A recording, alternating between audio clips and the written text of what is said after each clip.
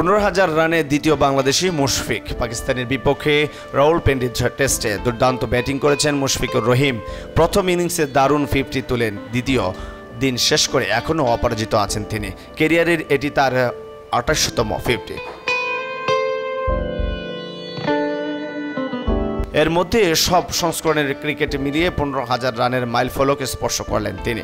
15,000 ক্লাবে দ্বিতীয় বাংলাদেশি মুশফিক। টাইগারদের হয়ে এর আগে এমন কীর্তি গড়েছেন ওপেনার তামিম ইকবাল। বর্তমানে জাতীয় দলের বাইরে থাকা তামিমের আন্তর্জাতিক রান 15,249। চলতি সিরিজেই তামিমকে ছাড়িয়ে যাওয়ার হাতছানি মুশফিকের সামনে। মুশফিকের সবচেয়ে বেশি রান ওয়ানডেতে। একদিনের ক্রিকেটে 271 ম্যাচ খেলে 7,792 রান করেছেন এই তারকা।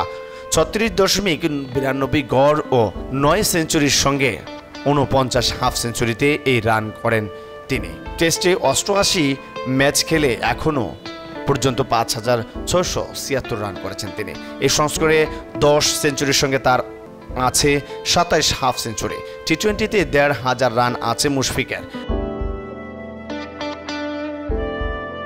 15,000 রানের মাইলফলক থেকে 32 রান দূরে থেকে রাওয়ালপিন্ডি টেস্টে নেমেছিলেন মুশফিক। 5 নেমে ধীরে স্থির ব্যাটিংয়ে দলকে এগিয়ে নিয়ে যান তিনি। তাতে 5 উইকেটে 316 রান নিয়ে তৃতীয় দিন শেষ করেছেন বাংলাদেশ। এর আগে প্রথম ইনিংসে 6 উইকেটে 448 রান তুলে প্রথম ইনিংসে ঘোষণা করে পাকিস্তান। এখনও স্বাগতিকদের চেয়ে 132 রান পিছিয়ে বাংলাদেশ। টেস্টে তৃতীয় দিনে 50 দেখা পেয়েছেন 4 বাংলাদেশি ব্যাটার। এখনো পর্যন্ত ব্যাটিং করা 7 ব্যাটারের মধ্যে 50 স্পর্শ করতে পারেনি কেবল জাকির হাসান। নাজমুল হোসেন শান্ত ও সাকিব আল হাসান দলের হয়ে সর্বোচ্চ 93 রান আসে ওপেনার সাদমান ইসলামের ব্যাটে। 4-এ নেমে মুমিনুল হক করেন 5 রান।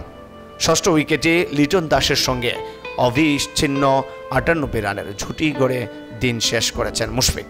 112 বলে 55 রান করে অপরাজিত মুশফিক।